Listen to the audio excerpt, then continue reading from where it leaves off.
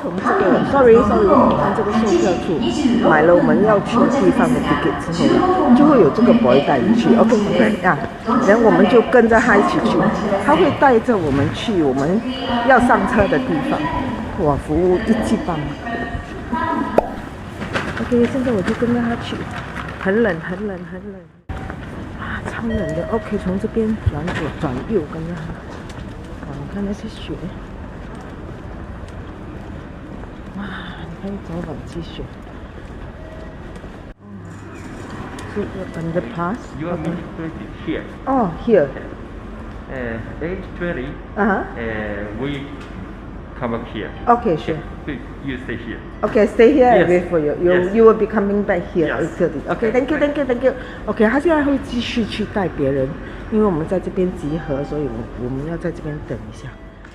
哇，看外面满满的雪。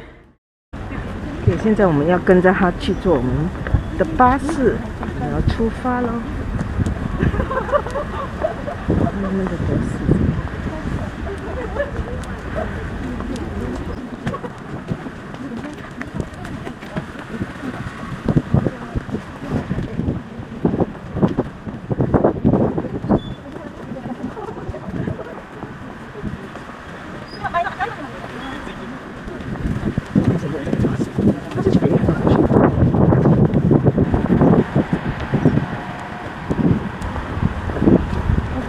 这就是我今天要到的巴士。チケットにお座席番号書いてまして、3番席お座りになってください。ナンバー9ですね。はい。我上巴士。お席番号。那车长会在这边等我们。哎，9号，我的座位是9号，6、7、8。哇，9号是这个。对。坐在这边很哇，有暖气耶，他们这边上面，很舒服的，有暖气，还有这个放杯杯的。出发喽 ！OK， 它有这个耳机给你，你可以听的，有英文跟 Chinese no English only English only。哦，英文华语都有，你可以戴这个耳机，然后在这边。它有那个号数，你可以转，然后1号是英文，好像2号是华文。哇，好好啊，带着来说。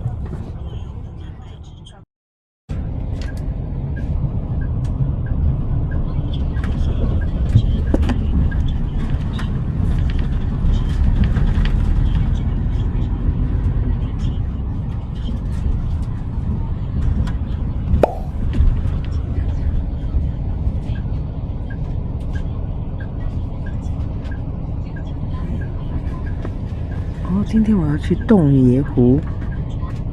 哦，洞爷湖温泉用餐，游珠山空中缆车，还有今天去掌曼台。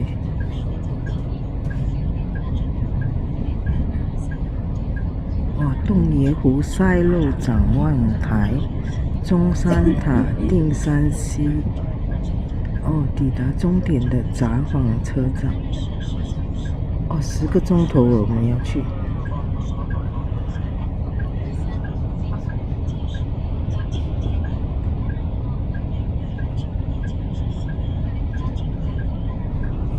看到没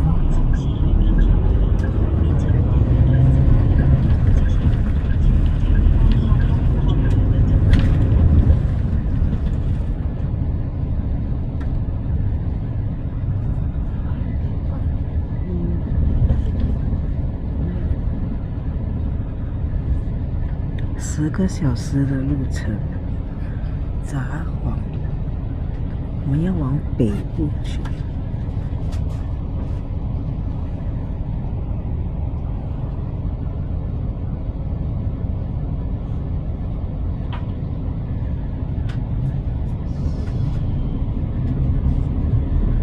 哇，你看那些雪窗外，哇，还有小朋友在玩，他妈妈这样拉着他。札幌市内に帰ってくるというコースなのですが、札幌に関しましては泊まるところがいっぱいありまして、停車箇所、定山渓温泉だったり、アパホテル&リゾート、札幌パークホテル、ホテルマイスティーズプレミア札幌パーク、ジャスマックプラザホテル、すすきの、時計台、札幌駅と分かれております。6名様に後ほど降車場所を確認させていただきますので、どなたも利用しませんという停留所がありました場合は、バスはそのまま。江户时代是捕捉鲑鱼的渔场，后来明治时代为了资源保护的关系，禁止捕捉鲑鱼。到了近代，曾经有一段时期，由于水质恶化的关系，鲑鱼逆流的情景消失了。最近几年，因为水质变干净，也积极进行小鱼的放流，所以每年都有很多鲑鱼游回丰平村。丰平川上游建有多目的水库，是札幌市的水源。札幌的自来水常常被说很好喝，最主要的原因是水源的水库位于织物洞爷国立公园，水质干净，不需要大量使用氯气杀菌。而且5月到6月的自来水融入很多山和森林的矿物质，所以特别的好喝。在河边还设有脚踏车道，到了星期天会有很多市民来此钓鱼、打网球、慢跑等，还举办伐木舟、盛夏之夜烟火大会等。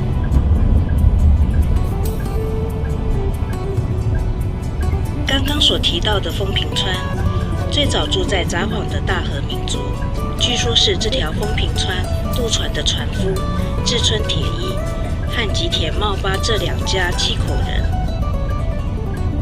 1857年，当时的函馆奉行，认为要开拓北海道，必先建设道路，因此与承包石首交易所的承包商阿部屋船次郎商量。船次郎认为，只要是和开拓北海道有关的事，都很乐意协助，因此立刻展开调查。不过却遇到了难题，那就是这条丰平川。当时丰平川的水量比现在多上5倍或10倍，是条大河。重要的道路像连接石首和千岁的通道，连接前函和战小木的通道，都是跨越这条丰平川。当然，以前还不可能利用搭桥的方法，那样一来就需要有渡船。不过，即使想要拜托渡船的船夫，但是当时那里还没有居住人，正想着该如何是好的时候，石首的港口设了吊索的机关，来了一位名叫荒井金柱的官员，而志村铁一就是和他一起来的。金柱和铁一同样都是出身信州的长野。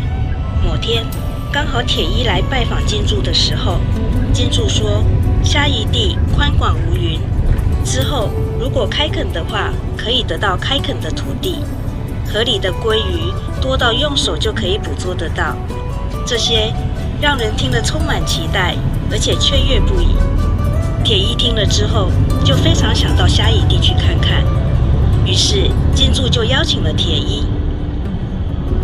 铁一被称为是信州的剑客，是个用刀的好手。如果可以的话，一起同行，那就更安心了。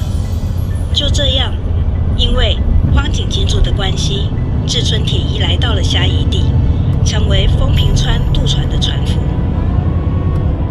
另一方面，猎人吉田茂八在1855年跟随龟谷丑太郎来到虾夷地，之后在志村铁一开始当船夫的时候，也在对岸当起渡船的船夫。因为吉田茂八原本是猎人，所以非常擅长狩猎。当时在丰平川附近常常有野熊或野鹿出现，他一边以拿手的本领击毙这些猎物，一边从事渡船的工作。就这样，丰平川成了开拓札幌的基础。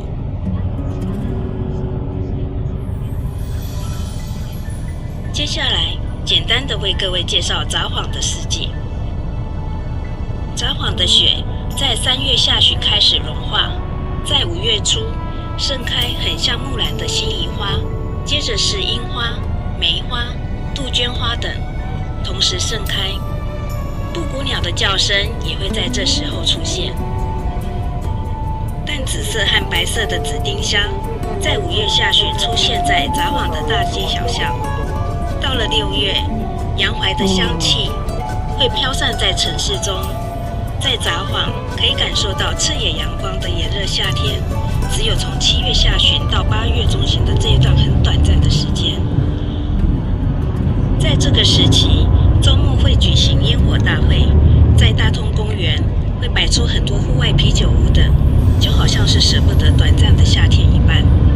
即使到了深夜，啤酒杯的交响曲也不会停止。水果方面，初夏有刚上市的草莓，接着有樱桃和哈密瓜。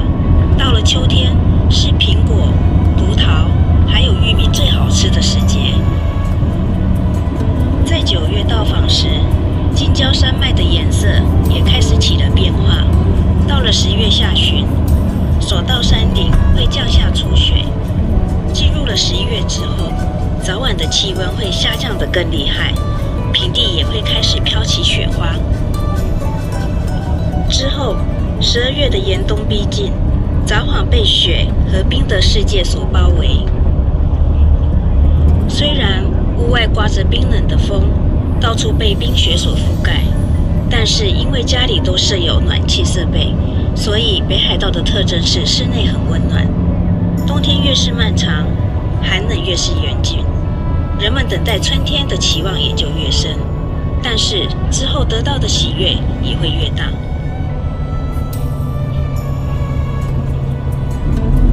接着在这边向各位介绍一下札幌市的花、树以及鸟类。几乎每个城市都有它具代表性的花卉与树木。札幌在1960年为了纪念成为50万人口的都市，以市民投票的方式选出最适合代表札幌的市花、市树以及市鸟。市花是铃兰，市树是紫丁香，市鸟是布谷鸟。铃兰传达初夏拜访北国的讯息，有如铃铛般花形的白色花朵，默默地绽放在绿叶之中，可爱的姿态如独特的甜美花香，深受众多人的喜爱。在日本，它被称为军营草，而在英文称它为美丽的山谷中的花仙子。铃兰的花语是幸福的到来，以及纯洁无瑕的少女，给人可爱纯洁的印象。作家有岛五郎也留下这样的诗歌：凡美丽的皆脆弱，铃兰竟如此脆弱，是因为美吗？另外，紫丁香在法语里叫做莉拉，就像诗人吉井勇的诗句所描述的，家家盛开着莉拉，札幌的人们快乐地生活着。紫丁香是在札幌市街各个角落都可以看得到的亲切的树木。从5月底到6月初，淡紫色或白色的小花一簇簇地盛开着。虽说是树木，但是它温柔的模样和香气都很受大家的喜爱。札幌的市鸟布谷鸟，它的叫声特别适合北海道的大自然，有一种悠然自在、开朗的声音。在日本，本州只有在高原才听得到，但是在札幌，在郊外的绿丛中也可以看得到它们的踪影。从前，据说只要听见布谷鸟的叫声，就可以去田地播种了，因为布谷鸟的叫声是在宣告初夏的来临。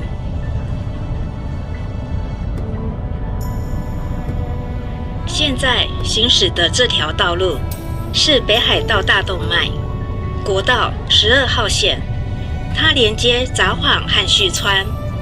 国道12号线的历史始于1886年5月，它的前身是连接当时的市来之市以及中别泰市，全长87.9公里的上川道路，也就是现在的三立市到旭川市之间的道路。总工程动员了月刑町、华户及至监狱的犯人，只花了约90天，在8月修好了宽约2公尺的临时道路。这项工程的报告书也记载着尽可能以直线道路为主，因此诞生了从美备市到龙川市这条日本最长的直线道路。隔年，在动员华户空知及至监狱的犯人们进行道路修整，于1889年左右完成。由于工程非常的短，因此可以想象犯人们过度劳累的情形，但是资料上并没有留下动员人数或是牺牲人数的记录。1969年，沙川市为了缅怀在工程中牺牲的犯人们，因此设立了上川道路开凿纪念碑。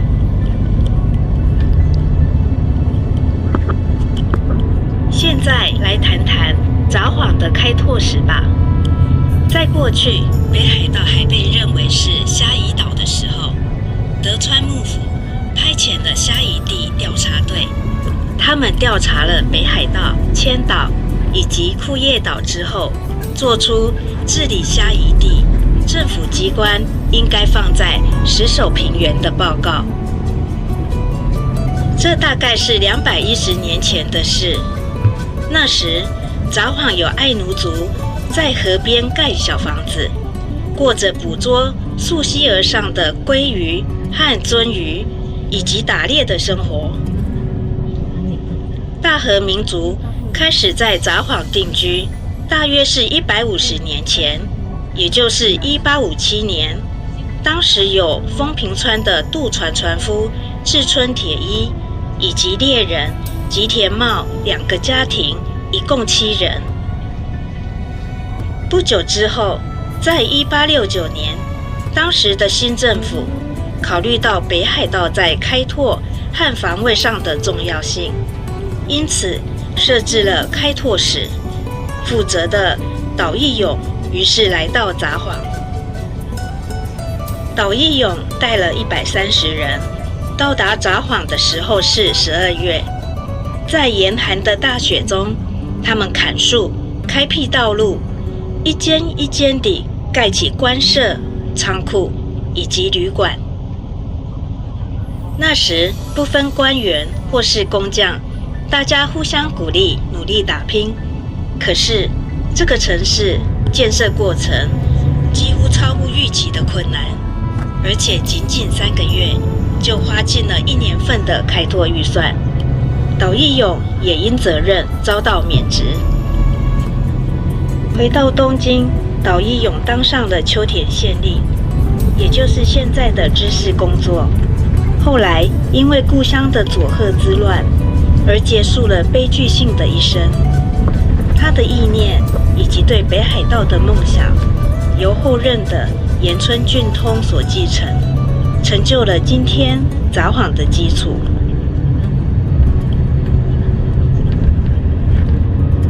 这个地区称为白石，是1871年先台藩白石的片仓家族开垦的区域。明治维新时，被政府军打败的东北各藩，有的领地变小，有的因此移居他处，片仓家族也不例外。家臣们及其家属总共7000人，连当天的生活都成问题。于是他们下定决心移住到新天地的北海道，于是说服领主片仓邦宪，并向新政府提出申请。得到许可后，一边把想移住的1000人分成2组，一边往别地区迁移，也就是现在的登别市。之后在1871年9月以白石为目的地。离开故乡的一行600人，途中遇到船只在涵管触礁等事故，吃尽苦头，最后终于在小樽靠岸，然后在石手渔场的捕鱼值班小屋度过第一个冬天。当时因为寒冷的关系，有许多人不幸丧生，不过也有许多年轻人进入当地盖了茅草屋顶的小屋。但是到了春天开始融雪时，因为土地太低，所以出现积水，许多房子因此无法居住。据说土地是分给每户4公顷，不过开垦迟迟不见进展，也相继有许多人离开。最后留下来的人们一边身上背着刀，一边拼命工作，种出来的作物由开拓使或啤酒公司等单位收购，因此生活也逐渐稳定。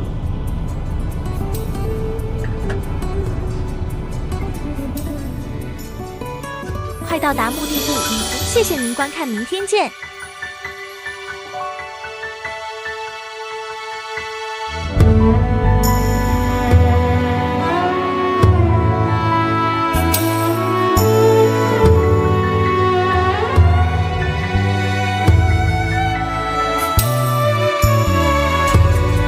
嗯。